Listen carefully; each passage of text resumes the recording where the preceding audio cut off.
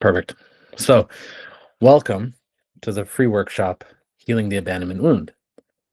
So, in today's workshop, as I've already shared briefly before I recorded, but I'm going to repeat it again, is the intention of this workshop is to help you see your abandonment wounding from possibly another angle.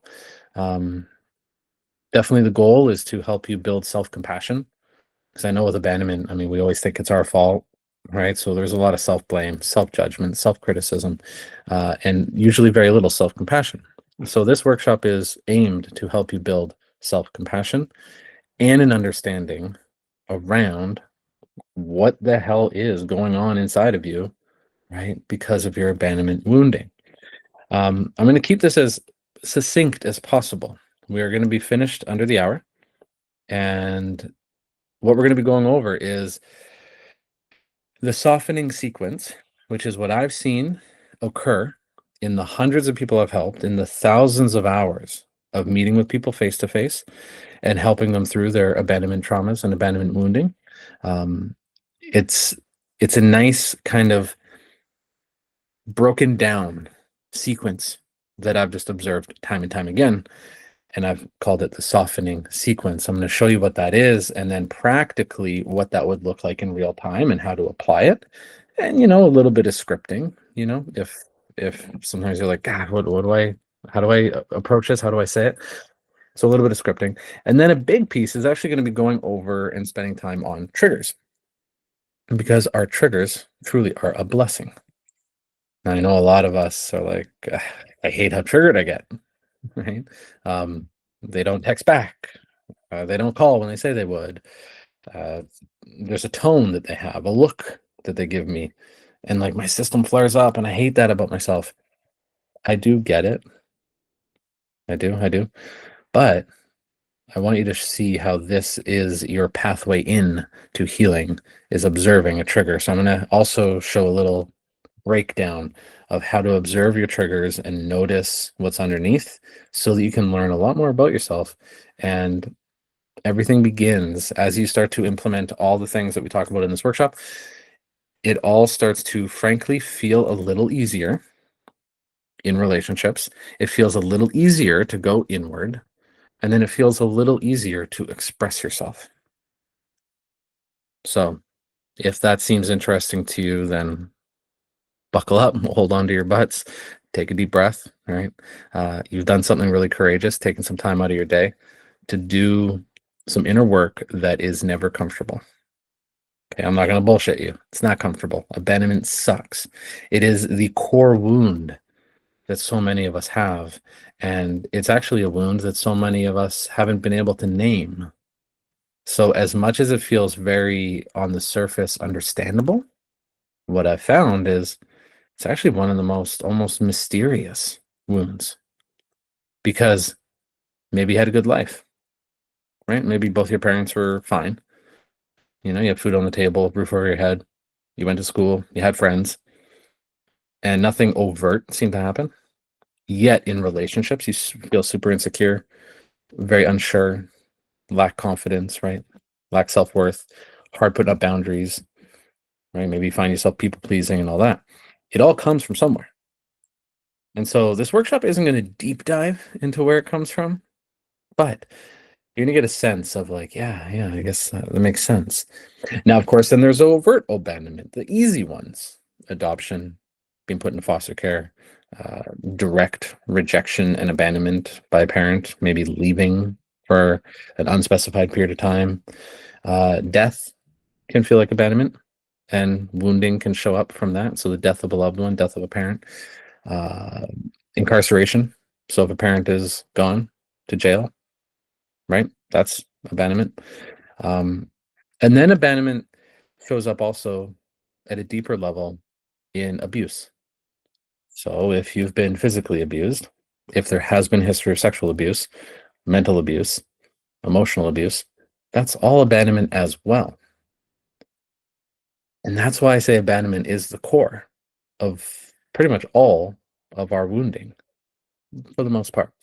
When it comes to emotional CPTSD based wounding and trauma, right? So this isn't for PTSD where you've gotten in a car accident and now you have trauma around driving and car accidents. Not exactly for war veterans or first responders who have PTSD from really scary events. Abandonment may not correlate. So I just want to touch on that, right? So I just want to start with saying abandonment, at the heart of it, is any time your needs were completely unmet. And I know maybe on the surface that seems almost too simple, but it's true. If repeatedly your ability to express yourself emotionally was shut down or ignored, it starts to create abandonment. If you were, again, overtly and directly abandoned, put up for adoption, foster care, kind of easy to see that, that's abandonment. If you had a parent that was emotionally unavailable, maybe because they were stressed, they were a single parent, maybe they had to work 2 jobs and they just weren't there for you. And so you actually had to be parentified, meaning you had to take on a lot more responsibilities as a kid. That's abandonment. I mean, if you've been seeing any of my videos, you see how I touch on quite a few different areas where abandonment shows up. And so anytime a need is unmet, abandonment starts to get instilled into that system of yours at a young age. And it's not just on a one-time thing. Obviously, you get grounded, or maybe you get spanked once. No, I mean, that's not abandonment. I'm talking about all the time, compounded, every day, in different ways. And then now as an adult, you have this wounding inside of you. So what happens is when a need is unmet, the most toxic part of abandonment starts to take form. Because when a need is unmet, what happens is a fear starts to happen inside of you that you're not lovable, that it's your fault, that you're the problem, because you observe your caregiver's reactions to your behavior and to your feelings and to your moods. Maybe they shut down. Maybe you are punished or just locked in your room. Maybe you are heavily criticized, heavily shamed. That's you observing your caregiver or parent's behavior based on how you were feeling or acting. But then what happens is you start to learn how to adapt. And this is the key point. Because abandonment trauma is what did happen to you, and of course, what didn't happen to you, but also how you had to cope and how you had to strategize and how you had to shift your whole identity and sense of self as a little one. Because what you actually learned how to do, which is really effective, but unfortunately really damaging now as an adult, is you learned how to abandon yourself so that your parents or caregivers wouldn't abandon you. Slow down with that. Because I'm sure now upon reflection, you can look back and say, yeah, I guess I chameleoned. I people pleased. I always stayed quiet. I was the good one. I was always the quiet one. I was mom or dad's best friend or little helper. I took care of the siblings. I made sure not to make too much noise. I did my best, right, to stay small. Well, that's abandoning your own vivacious, childlike experience. It's you stymieing and stopping your flow of joy and creativity and exuberance, right? If that makes sense. All because there's a fear that if I act this way or feel this way, my mom or dad are going to withdraw, or they're going to shut down, or they're going to give me the cold shoulder, or they're going to spank me or hit me, or any number of things. So I hope that makes sense so far. And as always, you're invited to pop into the chat, even just a thumbs up emoji, if so far it makes sense, right? Catherine, thank you. Yeah. And no pressure, right? Just if it kind of makes sense, Renee, cool. Thank you. Yeah. So it can happen to all of us in different ways. So the commonality between all of us is that we have abandonment. Thank you, Mark. We don't have abandonment, sorry. We have wounding inside of us, and then parts of us that have learned to adapt to that experience. And this is really the big key here is You have the deep wounding at the time of the compounded events, meaning you got used to dad saying he would do something and then not following through, right? Or not getting picked up on time at school, or one of your parents actually leaving. In my case, lots of different ways of abandonment, but was my parents literally leaving the house for a day or two at a time. They were drug addicts, they were alcoholics. And so I had a very tumultuous childhood myself. But so I would be alone, and I was an only child. I'd be alone for maybe a day, half a day, 2 days by myself.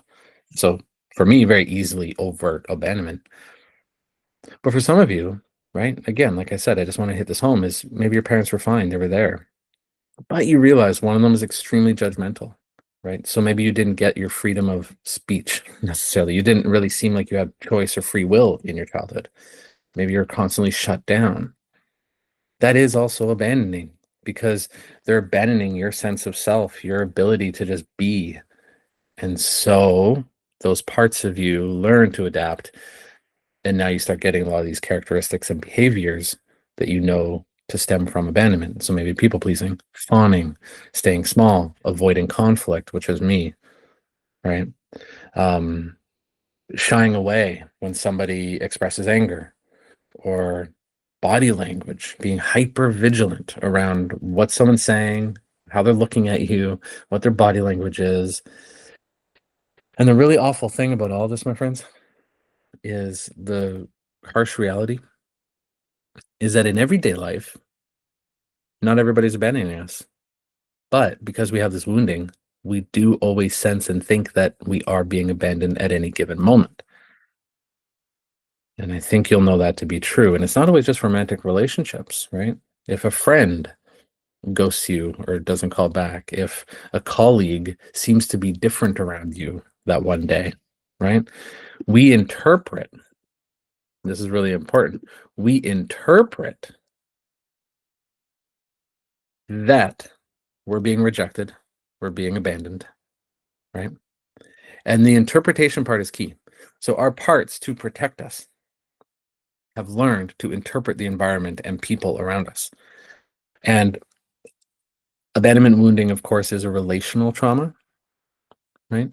So anytime we're in relationship with somebody is literally right now, me and all of you, we're in relationship right now.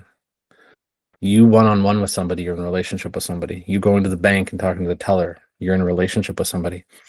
And so that's also why abandonment trauma is so insidious, is because it shows up literally in all aspects of our life, right?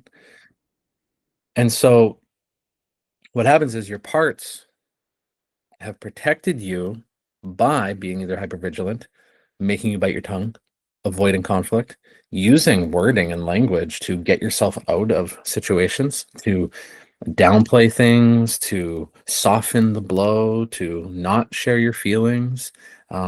So what I speak to there is there's a lot of avoidance probably in this group. There is probably a lot of passivity. Right? I know for me, a big wake up call was just how passive I can be and how avoidant I actually am. Because there's this whole interpretation that if we share our feelings or we express our thoughts or our needs or our wants, we'll be judged. And underneath that judgment is we'll be ignored or left or made fun of or disconnected from the group. Right? Again, if that makes sense. So abandonment trauma, as I've observed it, usually shows up as anxious, avoidant attachment, obviously, but avoidant attachment and passive behaviors. But these are your parts of you that have learned to do that to actually protect you. And it again goes all the way back to trying to make sure that your parent just doesn't either get mad at you, leave you, shame you, criticize you, abuse you. It's always you trying to be in constant self-protection mode. Taking a breather so far, does that kind of make sense? Does it land? Mark, yeah, rock and roll, SJ, Catherine, thank you. Cool. Yeah, right on. Thanks, guys. Yeah, and in your chat, please, I mean, let me know, hey, touch on this, or I don't know. I can clarify things as we go along. This is an organic workshop, right? And I want it to be inclusive. So I won't stop and read big storylines and any, do any coaching or anything like that. But if you just have little things that you want clarity on, possibly, I'll happily pop back and clarify something. And another person coming in, thank you. And just a reminder to everyone that is showing up kind of midway through, this will be recorded and you will get a copy of the recording as long as you're on my email list. So thank you so much for joining live and for being here. So what do we do about it? It's the whole point why we're here. What the heck do we do about what's going on inside of us when we interpret or think that we're being abandoned now as an adult? Now, again, what we're not going to touch on, because the work I do is very precious and very, very deep, I'm not going to touch on how to approach your deepest wounding. I just want to be clear on that. Why is because I don't want to set off your protective system and get you into a shutdown or freeze, right, kind of place on this workshop. There's no point to that. It would not serve any benefit.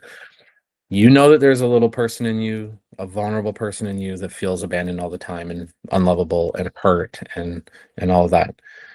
But we're not going to go there and try to connect with them in this call, okay? I just want, again, that to be really clear.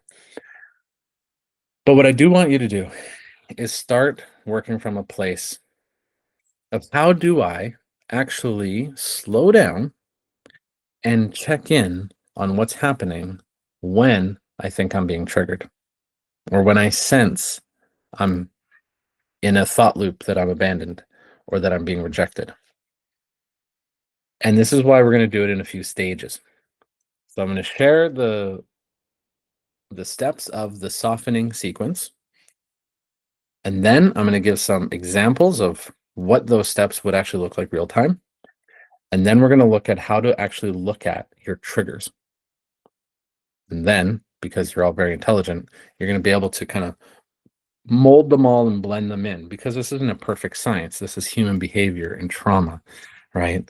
And mental health and all of that. So there's no perfect science to it, but you're going to have this framework that at any given moment you can start to rely on to even read, maybe while you're journaling, or read after a heated text or a heated conversation, or go back to when you can sense you're triggered. Okay. So now we're going to look at what I call the softening sequence. So if you have pen and paper, please get it out. So it all starts with, in my work, is building curiosity. That's going to be step one for, frankly, all healing. Curiosity. Can I get curious about what's happening inside of me? Right? So that feels very simple initially, right? And so curiosity is step one. And now we all know what curiosity feels like. Curiosity is asking questions. Curiosity is being willing to look inward and be like, what's this? Right? We've all been curious. But this is where you get to be intentionally curious. And that's why, as we understand the triggers, it'll help to make more sense. But step one is curiosity. Simple as that. Curiosity. And then step two, inside of that curiosity, what happens all the time is eventually self-compassion shows up. Now, practically, I know it might feel a little far-fetched, because let's say you're triggered and you get curious, right? Jay said to get curious, so I'm gonna get curious. And then you can feel this energy of shutdown or wanting to people please. And then you hear inside of you, I hate that about myself. Well, that crosses out curiosity, doesn't it? But so when you then stay curious, you're going to notice that other voice. I hate that about me. Or this is so stupid that I do this. You get curious about that. So this might feel kind of general. And in my one-on-one work, we obviously break this down so it becomes second nature, right? But right now, just consider being curious about every single little thing that appears in your mind. And this is also going to feel a little bit different from meditation practices where it's like see your thoughts and let them flow through and almost pay them no, never mind. In this one, I'm saying, no, we're going to get curious about every single little thing that we're sensing. Because in that curiosity, even if you sense an openness towards an energy inside of you or a voice, in that curiosity, you're going to hear yourself say things born from that curiosity, like, who are you? Or what's going on? Why do we feel this way? Can you tell me why we're acting like this? And you're saying that inside your system. And that's curiosity. And then that creates step two, which is self-compassion, as I'd already touched on. So in that self-compassion, you all of a sudden soften. Because when there's self-compassion present, even a sliver of it, stress reduces. 100% of the time, when you're curious, and then you sense a self-compassionate energy inside of you, that stress that you're feeling because you think you're being abandoned or rejected or not listened to or not loved or you're not important, that stress of that reduces. And then that is step three, right? Is that reduction of stress. And it's not a step, right? It's a sequence. So as you get curious and then it builds self-compassion, stress reduces. And then when stress is reduced, your cortisol levels do actually reduce. Now your nervous system can actually soften a little bit. Okay. So now your nervous system isn't activated in fight mode, flight mode, or fawn mode, or freeze mode. There could be elements of it, but again, you're not so entrenched in it. There's going to be a little separation. And then once you have a slight softening in the nervous system, you might have heard this term, but there's this whole term called window of tolerance, right? In your nervous system, what can you tolerate, right? Do you get into overactive energy or underreactive energy, hypo arousal? And so when you have a softening of the nervous system, you actually begin increasing your window of tolerance. So again, you write a friend or your partner on a text and you're left on red. Simple thing, but if you have abandonment trauma, being left on red feels like a knife through the heart. At least it did for me, right? And so now when you might all of a sudden panic and text them 3 times or constantly be checking your phone, I want to use a really practical everyday, situation here, is that's your window of tolerance being very, very low, right? Based on perceived rejection or perceived abandonment. And then, of course, hearing the thoughts in your head. And of course, they do this every time. I'm not important enough.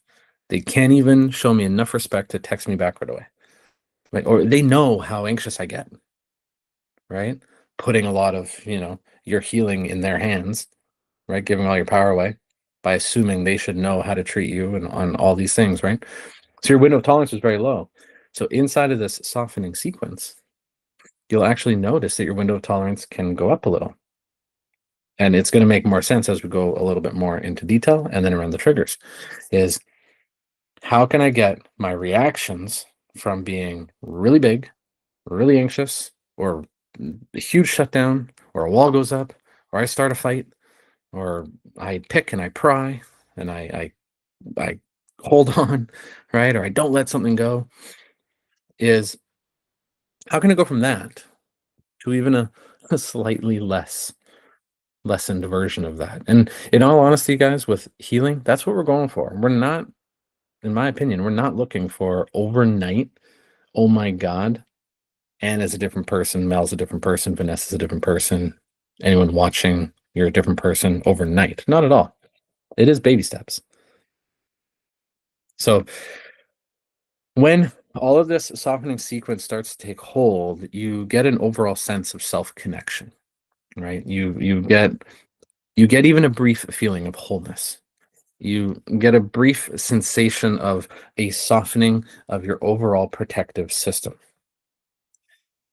So let's again stick with that example of they don't text you back, right? And you're left on red. So the curiosity can look like awareness, right? So just kind of catching the feeling, catching if it's a shutdown feeling, catching if it's a reactive feeling, catching if it senses it feels like you know you're going to compulsively text them back or start calling them, right? And again, we're just using this one example, but start to take any example you want in your own life and apply this. But first, that curiosity looks like awareness and catching it and be like, oh, yes, okay, I can feel that urge to text or call incessantly, right? And you can notice those early signs of it, right? Maybe it feels like a defensive energy. Maybe it feels like immediately you just want to get quiet and withdraw. Maybe somatically, maybe you feel a clenching in your tummy, a tightening in your throat, right? A heat in your face, or like cloudiness in your head. That's where curiosity really helps you bring full awareness to your whole system, like what's happening. So again, be aware of somatic body sensations, bring awareness to your thoughts, bring awareness to your reactions, and bring awareness to a general overall how you're feeling in that moment. And again, we're going to touch on this when we talk about triggers. And so when you then start to bring curiosity, it actually starts to look like a type of regulation when that self-compassion starts to hit, right? So self-compassion can look like, I see you, right? Or internally being like, yeah, I get that. Like, oh, yeah, I know you hated that they don't text back. Why can't they just text back? Or it might feel like a bit of a guiding hand, being like, I mean, maybe they're at work, right? Maybe they're busy. I don't think it has anything to do with you. Or, hey, what if we take a moment and do something else? Do you want to go for a walk? I know it sounds kind of silly, right? And hearing maybe that energy inside your body, but as you actually start to listen, you hear yourself having these conversations with yourself. Is yeah, maybe it's like, listen, let's go to the gym, or let's go do something else, or hey, maybe we need to just have a cry, right? Do you want to? I'll be here with you. And so that curiosity and that awareness of what's happening inside your body leads that flow to that self-compassion, and then self-compassion naturally takes over and starts to say all these kind of pleasant things inside of you, right? Or maybe you do hear this really critical energy or critical voice. Maybe you sense now there's a, hey, come on, like slow down. Like that's not necessary, right? And there's a lot of nuance to all of this work, because actually it's this work that I'm talking about. When I use the word part, it all comes from a type of therapy I specialize in called IFS therapy, or internal family systems therapy, or parts work. So some of the word part may be even familiar to you, or if you've been following me, you hear me talk about parts all the time. All of this is all enmeshed in the actual therapeutic model called IFS, which has a 92% effectiveness ratio for healing CPTSD and abandonment wounds. And so as that self-awareness builds, you can actually start to feel that reduction in stress. Maybe you can take a deep breath, right? Maybe you can move your body, get up out of that seated position where you're hunched over your phone, right? Maybe you feel yourself get up and stretch and touch your toes, or maybe you move your attention elsewhere. Little things like that start to show you that, okay, coming out of the stress response, okay?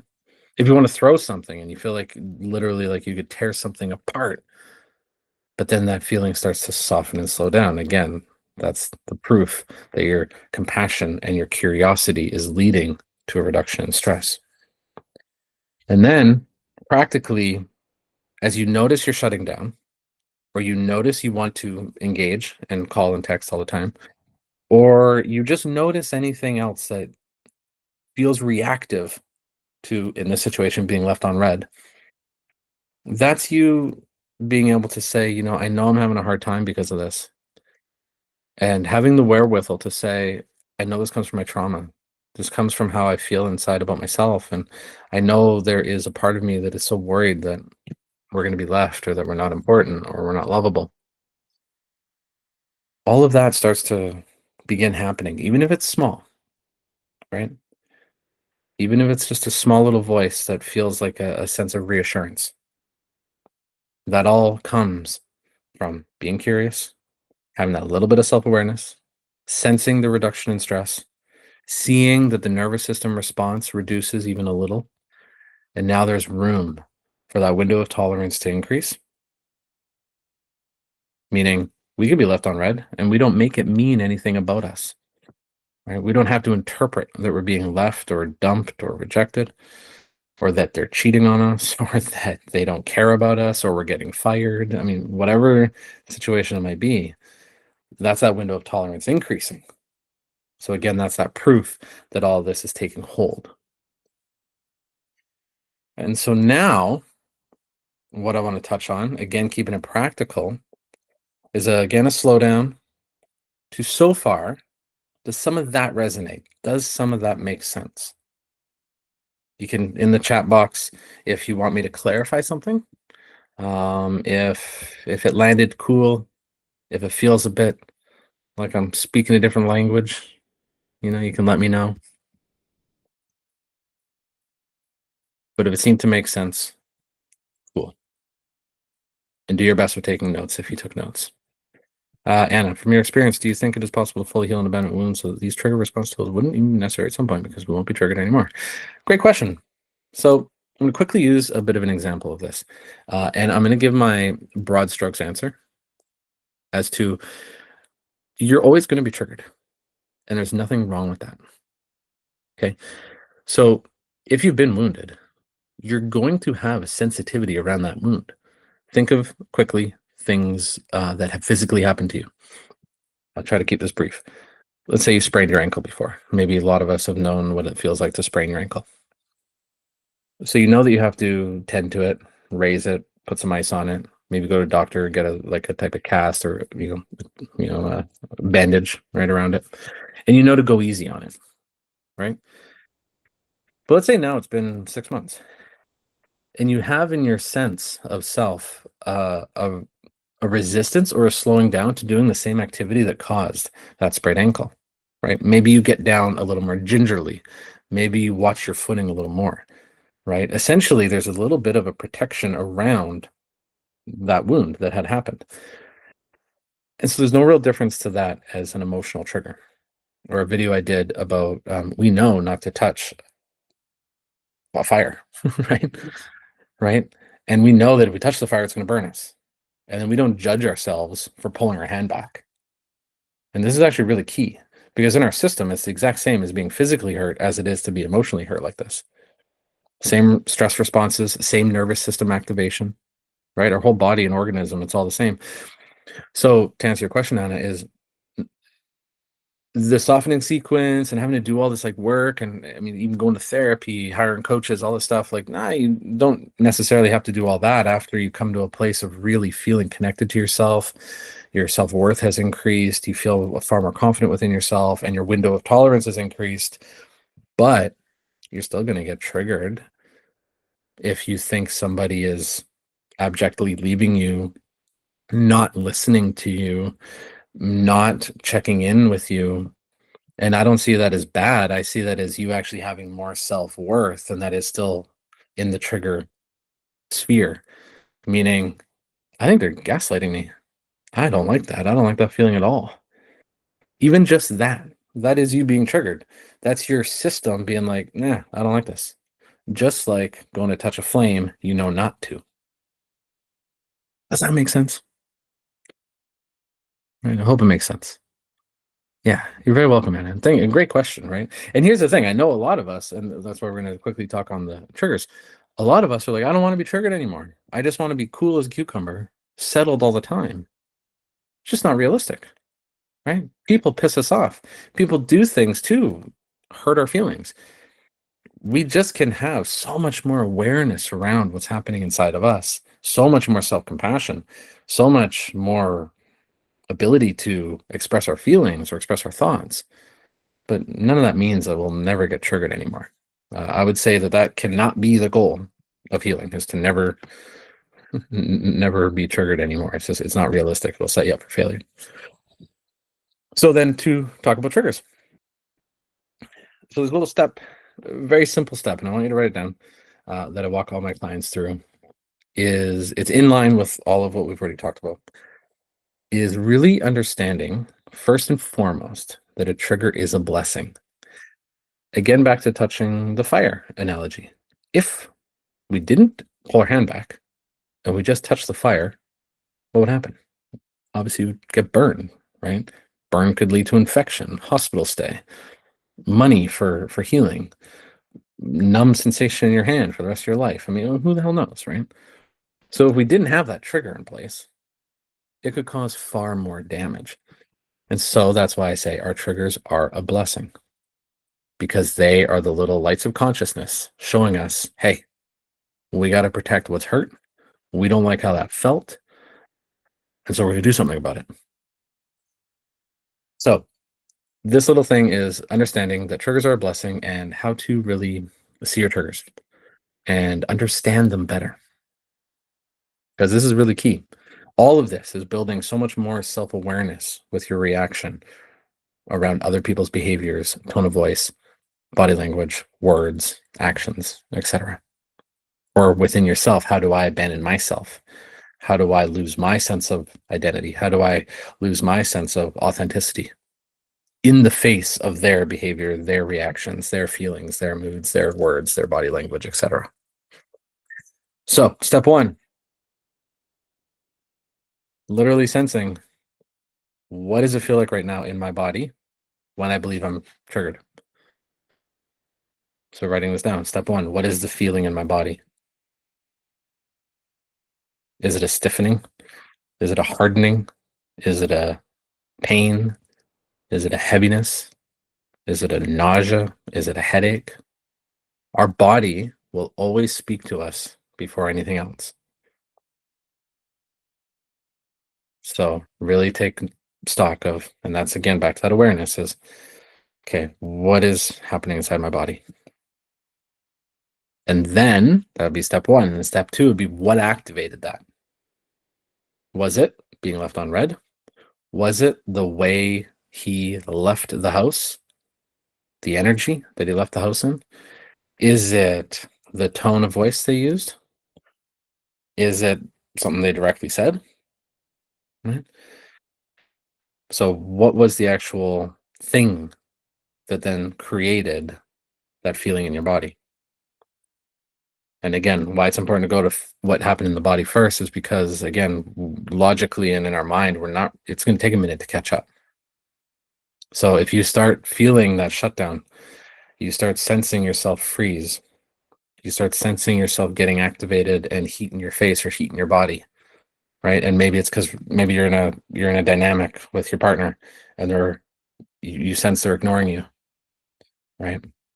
You might not yet know, he's ignoring me, I hate it, or she's ignoring me, I hate it. First, you're actually going to feel this shutdown, or you're going to feel this heat, and then you start acting out in whatever way that might look like. So first step, sensing what's happening in your body. Where in my body does it feel like something, right? And anything, a slight tension in my jaw. All of a sudden, my shoulder's a little tighter. My shoulders are up around my ears. All of a sudden, there's a headache or cloudiness in my head, right? I'll look at that in a second, Renee. Thank you for writing. So then, what was the actual thing that caused it, right? Now, there are going to be big ones. Renee, you mentioned cheating. I mean, you're going to find out something awful, right? I get that. But initially, there was something else. Them distancing themselves a little more. Them having more sporadic contact with you, right? Them not being as affectionate anymore. You're going to start to notice these little patterns that were creating these triggers. And that's what all this can attend to. And then Renee, I mean, my heart goes out to you that all of a sudden you learn about something that is massive, a massive rupture, right? Yeah, looking at all your triggers calmly, knew something was wrong. I was able to break things off. It was a real blessing. Yeah, right. A blessing that you're triggered and you're able to break things off and protect yourself, right? Which is incredible. Didn't feel good. Hurts so much. So then, body sensation. What was the event that happened? And name anything. When you're going through your little list and you're journaling and you're trying this exercise, name everything. And then, how did I respond? So it's a really simple 3-step process to really noticing your triggers and really understanding your triggers. So then how did I respond? How did I react? Did I shut down? Did I leave and slam the door? Did I scream? Did I get louder? Did I accuse? Did I blame? Did I insinuate? Did I clutch and hold on? Did I fawn? Did I put out sexually? Did I share my body? Did I just give them lots of affection? Did I go buy them things? Did I get vindictive and do things that I know would hurt them? Right? Like all of this stuff that you get to really look at. So, body sensation, what was the actual thing? And then how did I respond? And now, as you start to melt all of this together, you're going to start to get a higher sense of awareness of, okay, what part of me is reacting right now? Is it my fight part? Is it my fawn part? Is it my freeze part? Is it my runaway and flee part? Right? And that's where all of a sudden compassion increases, stress reduces, window of tolerance increases, and now you can breathe a little more steady and a little more easily while being able to communicate with yourself about what's actually happening here. Right? So Anna, I feel for you. I also just found out my partner of 14 years had a 2.5-year emotional affair, and I had so many triggers, I just ignored them and tried to love even stronger and invested even more in the relationship instead of listening to my body's signals. Good, you did that. Definitely want to learn that now. So Anna, I feel for you as well. So all of this is exactly what we're talking about, right? Is parts of you loved even stronger. Parts of you held on even more. Parts of you invested even more time and energy and commitment into the relationship. Essentially, parts of you learned to try even harder. And that goes back to the very beginning of the talk, is how might those parts have learned that at an early age, right? And then that became your model for self-protection. Love harder, try more, right? Give more, do more, try to be more, right? Or on the opposite, be less, do less, love less, right? We're going to have two spectrums of how we respond to all these triggers and the wounding inside of us. So, kind of hot and heavy, wanted to throw it all at you. Show of hands. How did all that land for you? Because we're going to wrap up in a couple minutes. Mark, thank you. Yeah, Catherine, good. All made sense. Cool. Yeah, Renee, thank you. So, what I do want you to know is that there are deeper solutions to this, right? Is for a short period of time, for 48 hours, I usually do a big 3-month inner healing program, one-on-one coaching. But what I'm offering for the next 48 hours is a deep dive 3-session intensive to really look at helping you actually nail down some of these triggers that you're noticing and actually transform and heal them. As an example, a client that I worked with just last week in the second session found out that around her partner, there's a lack of joy. She's joyful at work, but when she gets home, not joyful, right? So we were able to dive in within one session in an hour and release that joy that's in her that's been trapped when it's around perceived threats because of fear of abandonment and rejection. And I checked in just the other day, and it's been a week. She's felt more lively, more joyful, more open, more like herself. Because in doing what we shared today and talked about, but at a much deeper, more private level, you can release and transform those parts of you that are in their hyper reactive, hyper vigilant roles and actually transform how they help you while also going inward to that deepest vulnerable wound, maybe the little one that was left, the little one that was abused, the version of you that was constantly ignored or criticized. So for a very limited time, I want to make sure that you guys have the opportunity to get the healing you deserve and actually try something that's really effective for healing. So instead of committing a big, energy and time and money to a big 3-month program, I want to condense it all for you and offer you a 3-session intimate healing package. It's $598, and it's something that I want to offer you guys for 48 hours. Now, just if you're curious, do you have questions about that? Do you want to know more? And then at the same time that you can think about, I have a self-paced online course that is really, really special. It's called Freedom from Trauma, and it's called Freedom from Trauma Healing CPTSD with IFS Therapy. So I actually deep dive into the model of IFS therapy and how to apply it to all of your CPTSD wounding, not just abandonment. And it's a really awesome self-paced course that students have loved. You have full email support from me if you're a student of mine. And so, yeah, I want to offer these two special programs. The course is $268, and for 48 hours, you can do something for yourself that takes what we learned today and can help you actually transform this wounding inside of you and the betrayal wounding that you feel from being cheated on or left and everything in between.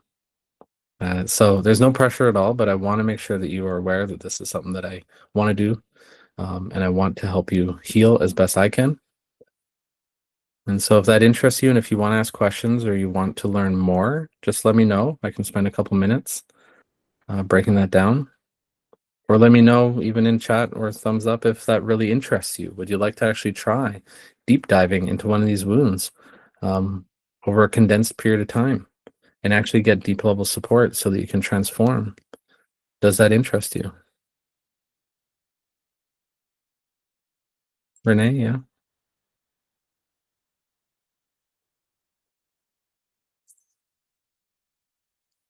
Yeah. And I know there's no pressure, and I get it. Sometimes it's like, ugh, God, I just want to feel better. I don't want to do more things. I don't want to hire more people or anything like that. I get it. I do. Um, so I hope this workshop showed you the pathway and at least the beginning of where you can begin to build a deeper connection to yourself. Um, and then from there, you're going to be getting my emails. So you will receive a few emails. So sit on it, think about it. But if you've been watching my content, if you like the energy in this workshop, and if you know you're at a place in your life where you want to finally get a hold of the hurt that's inside of you and soften your whole system around abandonment, then I would love to support you. And yeah, the 3 session intensive is really effective and really cool. Can be really life changing and set you on a path where you didn't expect you'd be. So, what we'll do, guys, is we're going to wrap this up now. You are going to be getting my emails. I answer every single email. So, if you're curious about anything, please, you can email me and we can have a conversation.